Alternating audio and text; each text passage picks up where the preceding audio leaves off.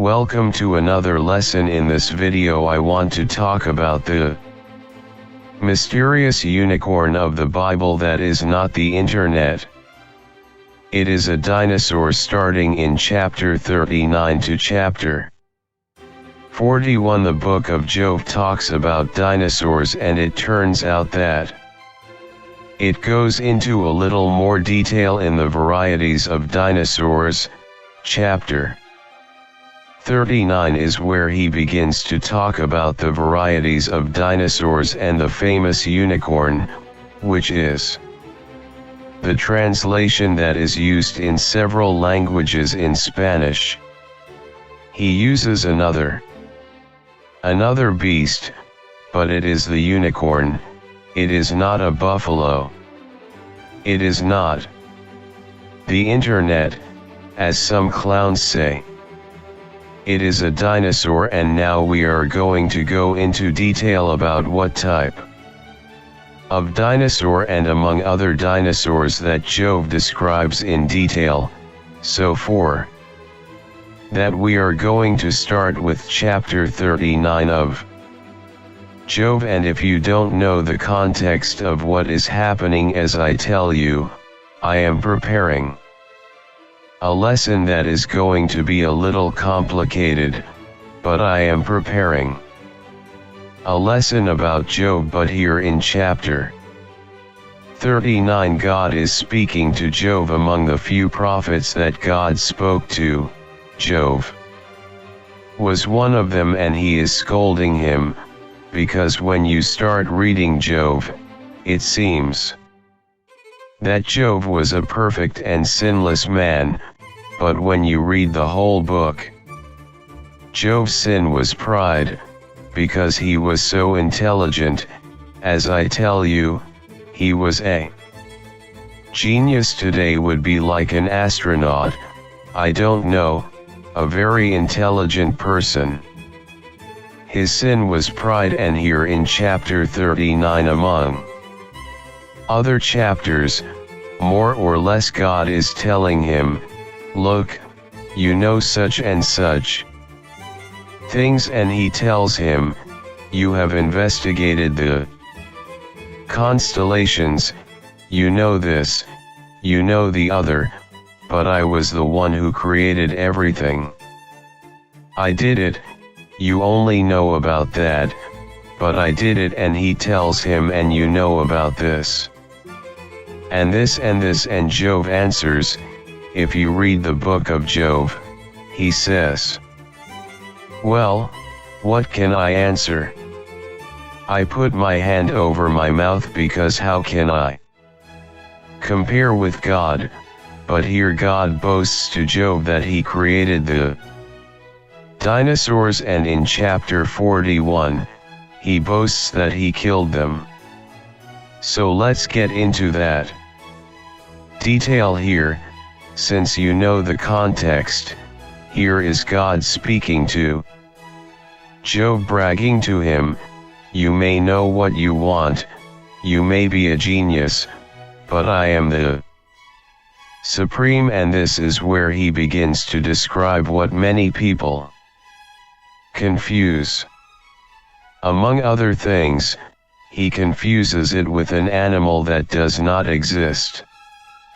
Many people think it is a horse with a horn, a donkey with a horn, but it is a dinosaur. Here he says here, when he talks about the donkey, it is the same thing.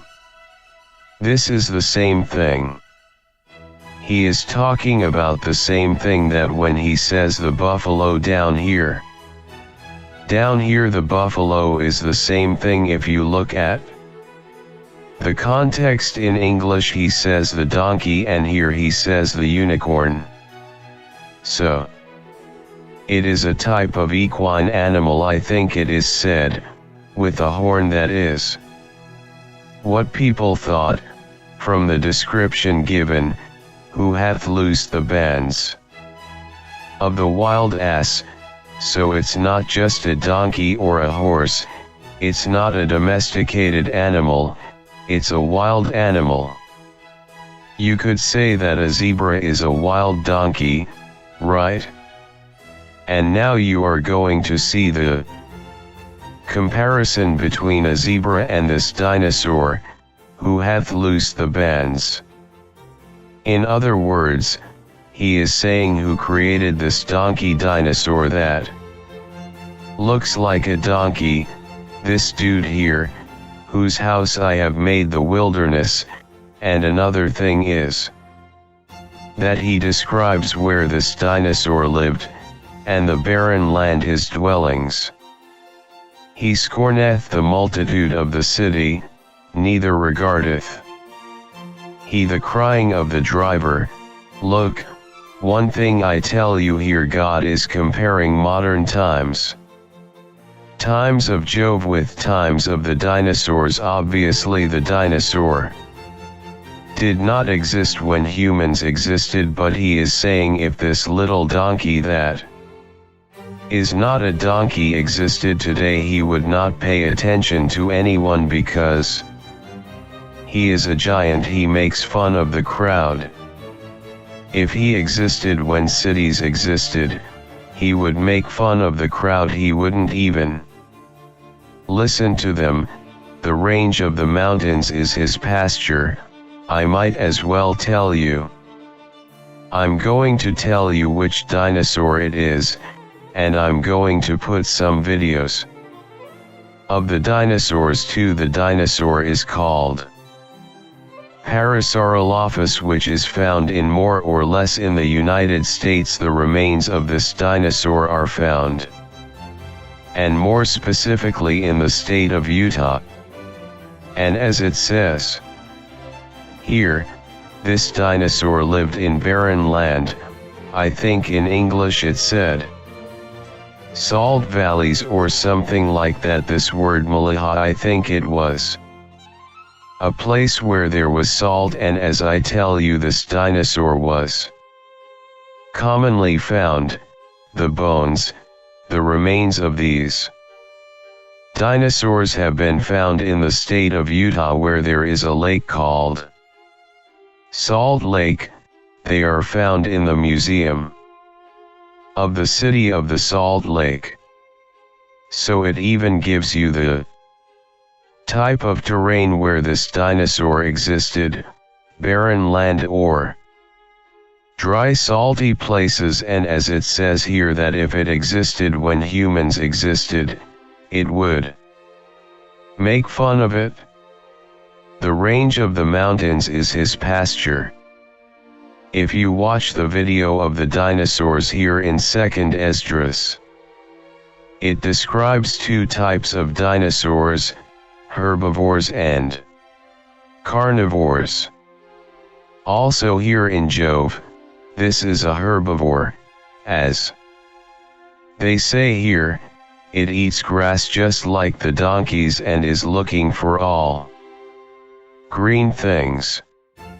I don't know if they go into detail here, but if you look at the description of Parasaurolophus, it is a herbivore. So the description in the Bible of this dinosaur is very accurate, but here it doesn't say buffalo. Here it is talking about the same animal, the wild donkey, but here it says, here it describes this donkey that has just one horn, this wild donkey. But here they didn't know how to translate the word. They put a buffalo. In English it says unicorn, and in other parts of the Bible the unicorn is described as a mysterious animal, and it is always described as having horns. The same word that is used here for buffalo is unicorn, and in other parts of the Bible, if you look at the verses, it always, not always but many times, it talks about horns of this animal, not the horn of the animal, or does it say the horns of the unicorns or the horn of the unicorn? So it was known that the prophets who wrote the books knew that this animal had a horn. It was not a buffalo. I think that in Deuteronomy it speaks allegorically, but it describes that this animal had a horn. You can search more about that word, but whenever that word is used, it talks about a horn. So even if they give it another name other than unicorn, it describes that this animal had a horn. So as you can see in the videos and here, the Parasaurolophus has a horn. So when it says will the buffalo/unicorn be willing to serve thee, it doesn't say buffalo, it says unicorn, or abide by thy crib. And you will wonder why it asks that. If you look at the description of the dinosaurs, that type of language that you can't domesticate it, here it says can you catch it? You can't catch it. Can you put a rope on its nose? No. Will it beg you like a domestic animal? Fudge, no. Will it speak flattery? No. Will it make a pact to be your servant? No. So in other words, they are saying, can you domesticate this animal like a donkey? No. And this is where you realize this animal here, the unicorn, is a dinosaur, and he starts talking about other types of dinosaurs. Canst thou bind the unicorn with his band in the furrow? Or will he harrow the valleys after thee? So he is comparing it with, as I tell you, with a type of horse or mule that are used to till the land. Will you be able to use this donkey? That is, can you use this huge dinosaur to sell? Wilt thou trust him, because his strength is great? Or wilt thou leave thy labor to him? Wilt thou believe him, that he will bring home thy seed, and gather it into thy barn? Did you give beautiful wings to the turkey? Here, it goes into a new dinosaur. It is talking about the dinosaurs that flew, and until today the description fit aviary birds, which are dinosaurs that laid eggs on the floor.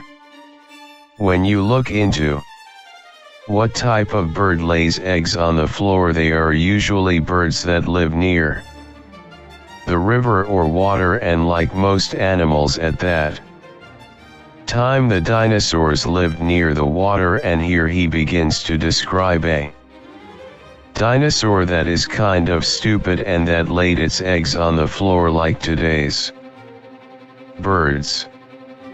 Nowadays they are also not very intelligent.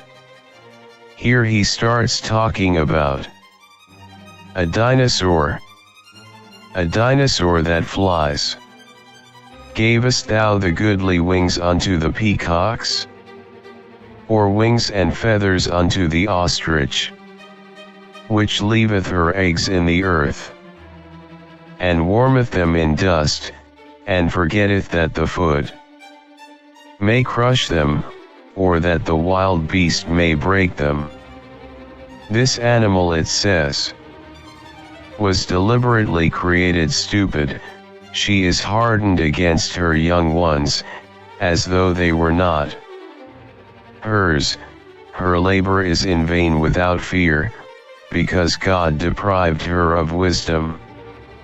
Neither hath he imparted to her understanding. These types of birds until today. Many birds that lay eggs on the ground do not even care if any animal can step on them, or I imagine that they forget where they laid their eggs, because God did not give wisdom to these birds. When she lifteth up herself on high, she scorneth the horse and his rider. And here, As I tell you, it speaks allegorically as if these birds coexisted in modern times. Dinosaur birds that laid eggs and behaved like today's birds but were bigger. That is, if these birds existed today, they would mock the horse and its rider. Hast thou given the horse strength? Hast thou clothed his neck with thunder? And here he is already talking about another dinosaur. Here he is starting to talk about another dinosaur called Amargasaurus, and right now you are going to see the description of where it lived and how it looked, and you are going to see that the description fits this animal, this Amargasaurus dinosaur. Here it says horse. Let me see that it does look a little like the horse. It is a type of animal that looks like a horse. Here it's already starting to talk about another dinosaur. As I say, I didn't realize on my first video of the dinosaurs that it actually does go into detail on various types of dinosaurs here in chapter 39 of Job, and here he begins to describe the Amargasaurus and says that it has its neck, thunder, lightning, billowing manes. It has spikes on its neck. This animal stands like a horse and has spikes on its neck. Canst thou make him afraid as a grasshopper? The glory of his nostrils is terrible. The snort of its nose is formidable. So it says that its nose made a formidable noise, and if you look at the remains of the Amargasaurus had, its nose was up. The nose, the pit of the nose was all the way up, but the nose started down here. When you just look at the remains of the bones you don't realize that, but the hole in the nose was at the top, but it started lower. So it started from down here and went up to the top. I don't know if there is a size comparison, but they are very big. You can look. Here is a photo. Look, that is a human being, and these are the Amargasaurus. It does not say formidable, it says terrible, and the Hebrew word is terrible, that its noses were terrible. The blow it would make would be terrible due to the size of the nose of the Amargasaurus. It had spikes on its neck as seen here, armor on its neck. He pawed in the valley, and rejoiceth in his strength. He goeth on to meet the armed men. As you see, he had weapons on his neck. He mocks at fear and is not affrighted, neither turneth he back from the sword. Here again, as I say, he is making a type of comparison. If he existed when the human being existed and he would have to go to war, well, he would not be afraid of the sword. Because he is armed and he was born with armor, he would not be afraid of anyone. The quiver rattleth against him, the glittering spear and the shield. He swalloweth the ground with fierceness and rage, neither believeth he that it is the sound of the trumpet. Here it is speaking as if this animal were in a war. He saith among the trumpets, Ha, ha, and he smelleth the battle afar off, the thunder of the captains, and the shouting. Because if he were in a war, because of his size, he would look at everything ahead of time and listen to everything, because he is very high, right? And where he pawed in the valley, the description of the type of land where he lived, valley, which is lowlands. And the Amargasaurus is from Argentina. As you know, in Argentina they are low valleys. That the name itself, I don't know if Patagonia or Pampas, I think the same word Patagonia, means low altitude place, so the description of where the Amargasaurus is from, he pawed in the valley, low altitude lowlands. So that also fits with the description of the Amargasaurus. Here he begins to talk about another type of dinosaur. Doth the hawk fly by thy wisdom and stretch her wings toward the south? Doth the eagle mount up by your commandment, and make her nest on high? She dwelleth and abideth on the rock, upon the crag of the rock, and the strong place, as I told you in the last video about dinosaurs. Eagles exist today, but eagles are also dinosaurs. And it is interesting that they are included here in these descriptions. The eagle is also a dinosaur that existed since the Jurassic Age. It has not changed.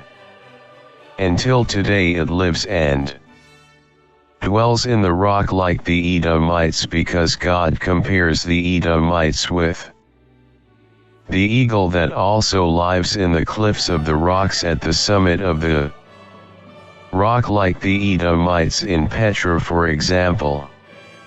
From thence she seeked the prey, and her eyes behold afar off. This animal has not changed since the time of the dinosaurs. Her young ones also suck up blood, and where the slain are, there is she. As I told you, this animal has not changed. In another video of the dinosaurs, I already described the behemoth, right? So in reality the descriptions here, the latter, are actually about Leviathan. But here he starts talking about Leviathan and describes more or less that it is a carnivore that you cannot domesticate. But what is very interesting is that it also says that he got rid of the dinosaurs, that they no longer exist. It is said clearly in Psalms, as you already know, right?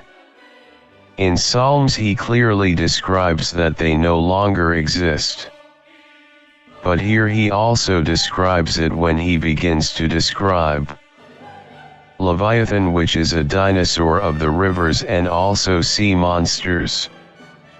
Here he also begins to describe that they no longer exist here in Job. Here he says that he destroys it.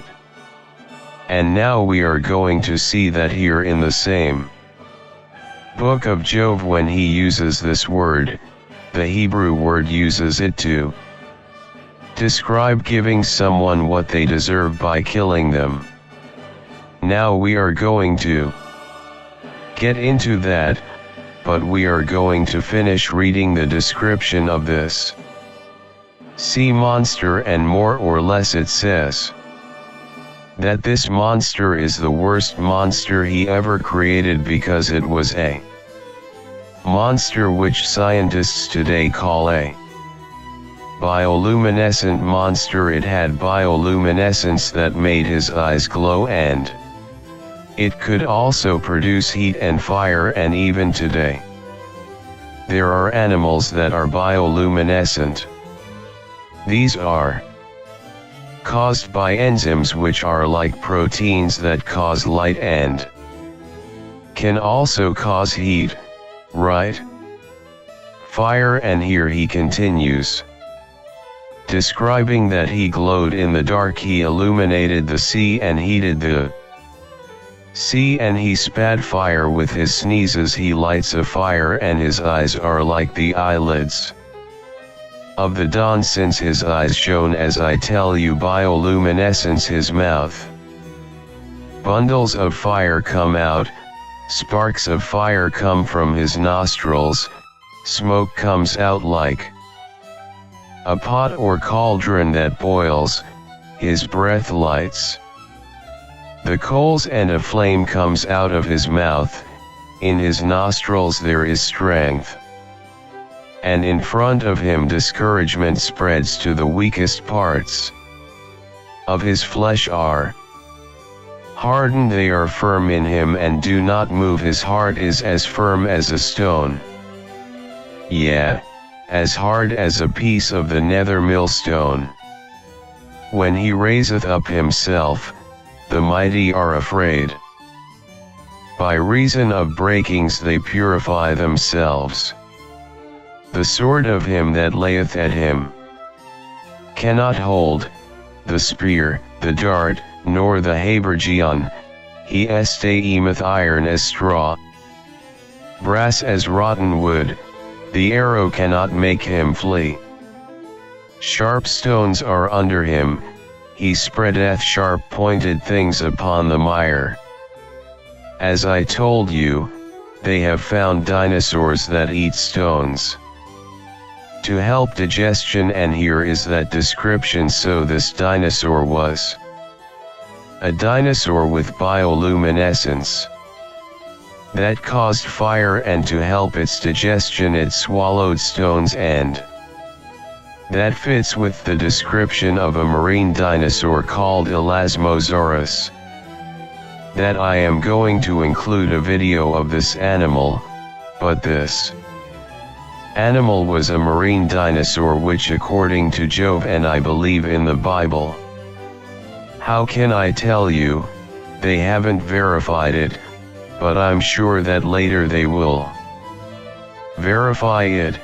There are already computer models with this bioluminescent dinosaur that glows at night, right? This sea monster ate stones to help its digestion. What does it say? It also swallowed small stones to help its digestion, as it says here in Job. Below it has sharp shells, it prints its sharpness on the ground, and there it does not say shells, the word is stones. It does not say shells, they are stones. The marine dinosaur, this Elasmosaurus monster, ate stones to help digestion. Here he starts to talk more about the bioluminescence that he had. This dinosaur that he says makes the deep sea boil like a pot. That is, those who say that this animal is an animal like Godzilla, apart from the fact that it no longer exists. I'm going to go into that here.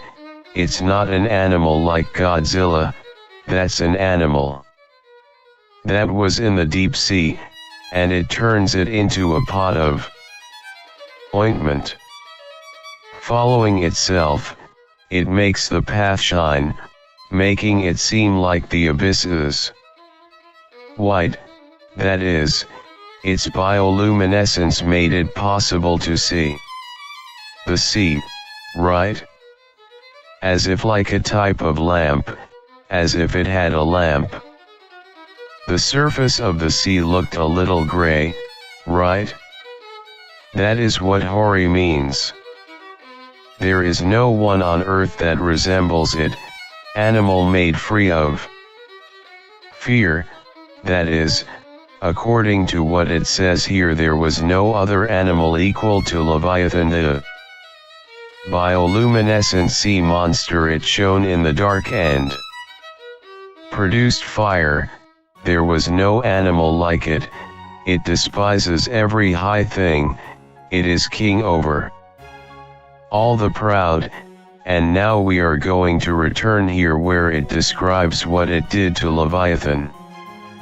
Here, as it gives a key, and you know if you read it very quickly you don't realize that he is talking about the extinction of the dinosaurs. Here he says who gave me first so that I can repay, and as I tell you this word here is the word that is described throughout the Bible to give someone what they deserve, especially to the Edomites, as I say in the last video about the dinosaurs. He created the dinosaurs to compare them to the Edomites, as it says here, on the 5th day you told the 7th part in the water in which it was gathered to grow animals, birds, and fish, which are the dinosaurs, which was done so that water without a soul gave rise to the animals that God commanded for a sign, and so that the nations would speak of your wonders, that is, these dinosaurs. Here he begins to talk in more detail about that, were created as a sign to show that he is talking about the Edomites, and here when he talks about Leviathan, so that I can recompense, the word he uses here is used in the Bible, which is this Hebrew salam. It is used for when you give someone what they deserve. Why would he have to give Leviathan and the dinosaurs what they deserve? Because he compares them to the Edomites, to whom he does give them what they deserve. And now here in the same book of Job we are going to see how it is used. In what context is that used? Recompense, what they deserve.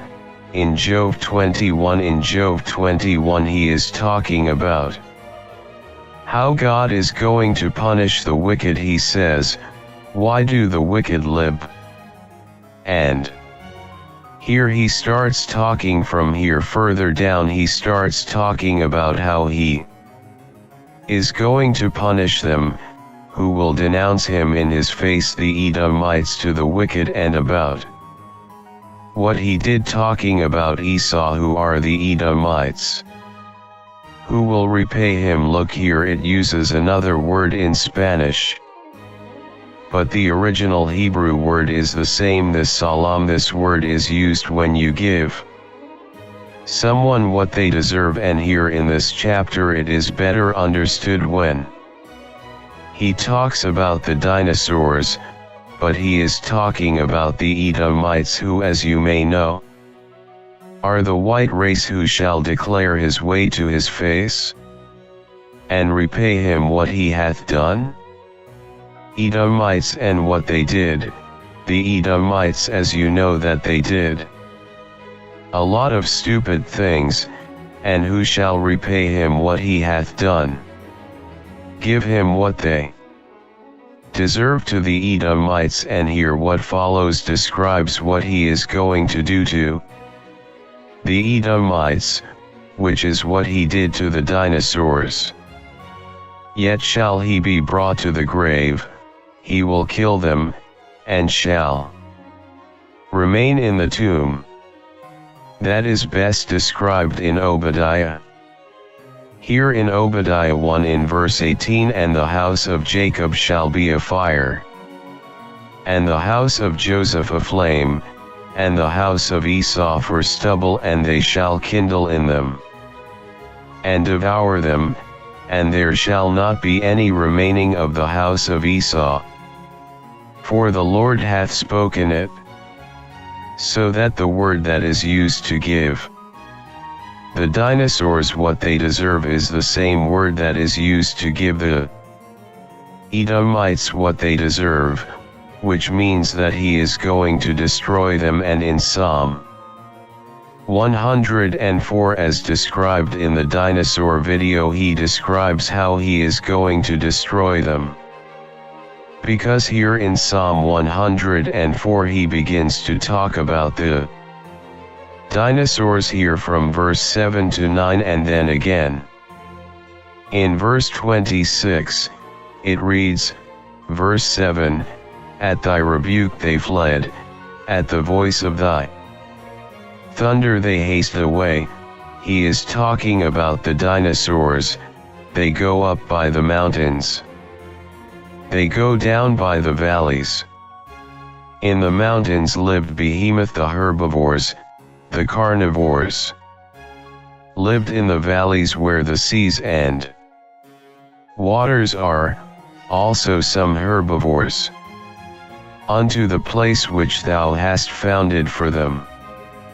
Thou hast set a bound that they may not pass over, speaking of the dinosaurs, nor will they cover the earth again.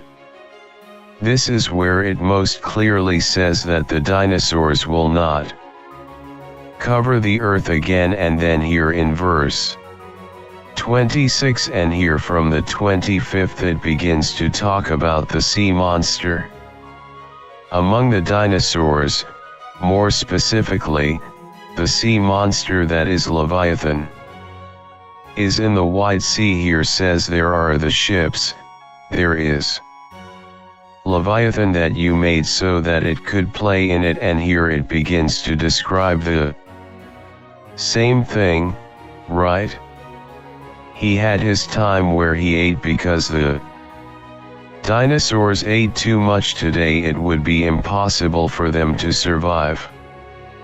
Because many say that the reason they died was the asteroid, and others say that it was volcanoes, but the real reason more than anything is that the ecosystem changed so that they could not eat what they ate before, because it is mentioned here in Psalm 104 that they had a time where they ate a lot, which is the 5th day of creation, which was from 7,000 years ago to 6,000 years ago, and that is also mentioned here in the second book of Esdras in chapter 6 in verse 52. But Leviathan you gave the wet 7th part, preparing it to swallow what you want and when you want. That is, a characteristic of these monsters is that they swallowed too much, and whatever the reason, whatever catastrophe happened, they ran out of that ecosystem of food. Until today, if by some miracle they could resurrect a dinosaur, it would end up eating all human beings, or it would end up dying, because there is no food. Here it says they all wait on you so that you give them their food on time. That, as I tell you, is the 5th day of creation, and it ended before the 6th day of creation. You give them, they collect. You open your hand, they are satisfied with good things. They ate, you hide your face, they are troubled. You take away their breath, they die and return to dust. Here is another verse where he describes that they are already extinct, and then here he begins to talk about the 6th day. On the 6th day, now we are going to get into that in Genesis, because during this destruction of the dinosaurs, the scholars and scientists say that there was a time when 70 to 80% of all the animals and 100% of the huge dinosaurs died. So they had to create more animals, and here it says it, you send your spirit. New animals are created and you renew the face of the earth. That is also in Genesis. That is also in Genesis 1 where it describes that here in Genesis 1:20 the description of the dinosaurs begins. And it says here, it does not enter into detail of how he destroyed them, but when he starts talking about the 6th day is where you realize that he had to create more animals, because he told the dinosaurs to bear fruit and multiply, but not that he killed them, and here it says that was the 5th day. But since he destroyed them, here he describes that he had to make more animals. The powers said, "Produce the earth living beings according to their kind then." Since he created the dinosaurs of apparently what 2nd Esdras says. And what Genesis says is that the dinosaurs were created from the waters which produce living creatures, and here it also says in Genesis and 2nd Esdras chapter 6 says the same thing. On the 5th day you said to the 7th part where the water was gathered to produce animals, birds, and fish.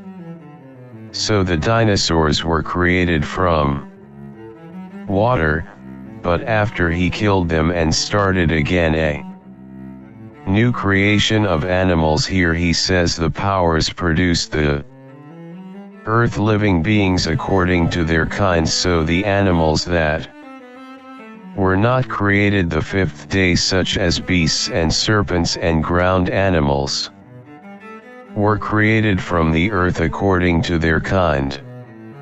And it was so. In other words, he created animals again. There are some that survived from the time of the dinosaurs, but he created more animals again because there was a great extinction of many animals, and God made animals on earth according to their gender and livestock according to their gender and everything animal that drags on the earth according to its kind, and God saw that it was good. And on that same day human beings were also made.